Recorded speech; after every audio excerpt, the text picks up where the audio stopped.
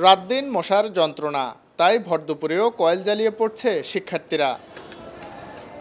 বগুড়া পৌরসভায় মশক নিধনের জন্য রয়েছে 25টি ফগার মেশিন ও 26টি হ্যান্ড স্প্রে মেশিন। প্রতি বছর এ খাতে বরাদ্দ 40 লাখ টাকা। তবে পৌর এলাকায় মশামুক্ত করতে এই সরঞ্জাম অপ্রতুল বলছেন সংশ্লিষ্টরা। দিনের বেলাতেও আমাদের হয় কয়েল জ্বালিয়ে, নাহলে মশারি টাঙিয়ে বাচ্চাদের পড়তে বসতে হয়। দুপুরে ঘুমাতে গেলেও মশারি টাঙিয়ে ঘুমাতে হয়। পানি নিষ্কাশনের ব্যবস্থা যদি থাকতো তাহলে মশাটা হয়তো কমতো। 21টা ওয়ার্ডে আমরা ফগার মেশিনের সাহায্যে মসকিটো সাইট দিয়ে আমরা স্প্রে করছি।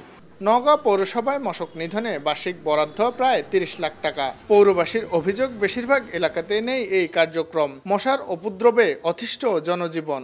পৌরসভা যে মশা নিধনের জন্য যে প্রয়োজন সেটা পদক্ষেপ একেবারেই নেয় না। বিভাগীয় শহর রাজশাহীতে পরিস্থিতি আরও ভয়াবহ। গত 3 বছরে মশক নিধনে সিটি কর্তৃপক্ষ ব্যয় করেছে 1,20 লাখ টাকা। তবে এর কোনো সুফলই পাচ্ছে না নগরবাসী। অপরিচ্ছন্ন মহানগরের ড্রেন আর খাল যেন মশার আবাসস্থল। ড্রেন সব ভরে গেছে, তার জন্য মশার উৎপাদন বেশি বেড়ে গেছে। দিনে রাতের অনেক সবসময় মশা, মানে বসে থাকা যায় না এক জায়গাতে। এত যে মশার অত্যাচার, তারপরে কিন্তু সরকারের পক্ষ থেকে হোক আর কর্পোরেশনের পক্ষ থেকে হোক, এদের কোনো ওষুধপাতি কোনো কিছু ব্যবহার হয় না। তবে সিটি কর্তৃপক্ষ বলছে, নিয়মিত ড্রেন পরিষ্কারের পাশাপাশি মশার লার্ভা ধ্বংসে কেনা হচ্ছে নতুন ঔষধ। সপ্তাহে একদিন করে গোটা ড্রেনগুলো স্প্রে করি। তারপরে মানুষকে সচেতন করি যে আপনারা বাসার ময়লা বা অন্য জিনিস ড্রেনের মধ্যে ফেলবেন না।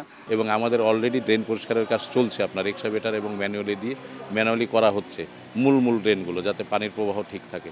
তো আমরা আশা করছি হয়তো খুব দ্রুতই মানুষকে এই বিষয়ে যতটুকু সম্ভব রিলিফ দিতে পারব। আগামী বর্ষা মৌসুমে ডেঙ্গু পরিস্থিতি নিয়ন্ত্রণে এখনই সিটি ও পৌর কর্তৃপক্ষকে কার্যকর পদক্ষেপ সহ মনিটরিং বাড়ানোর দাবি বাসিন্দাদের। শাহিন আলম, সময় সংবাদ, রাজশাহী।